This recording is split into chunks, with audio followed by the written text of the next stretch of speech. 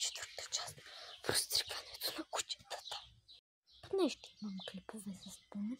Не ме интересува колко клипове съм качила с кучетата си. И за хейтерите си тика сте ме хейтели. Изобщо не ме интересува. Да, сега отиваме пак да видим Симон. Ето носички малко тук. Ето половината козина.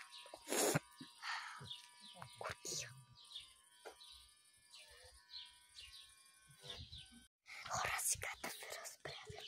Значи, вчера говоря тихо, разбрахте в първото видео, за да не стресирам Симон.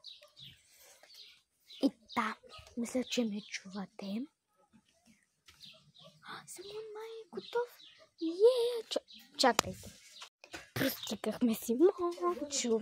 Сега ще ви покажа какво го раздана. Обаче няма днеска да ви снимам видеото с постръжката, защото сега е студено и когато е по-топло към някъде обяд, утре или други ден ще ви снимам капенето. Ето тук Теменушка и Симончо играят. Ето тук по-остригания е Симончо. Виж към камерата, виж. И какъв стана. Мале Симони.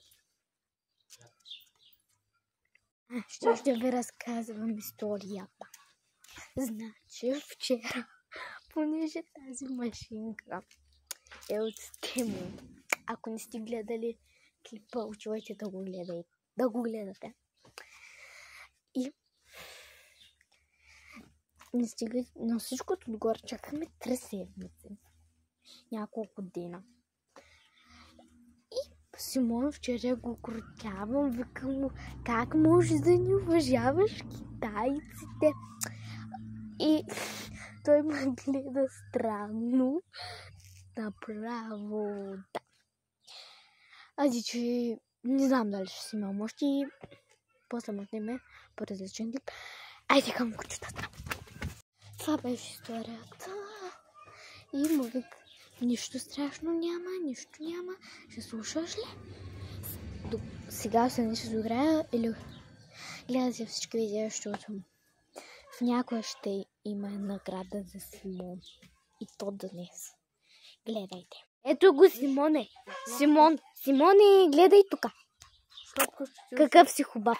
Кукушки ти кутконяга с мъжико и време. Ето го бибирончо. Какъв хубав стана. Ще има друга част. Бай.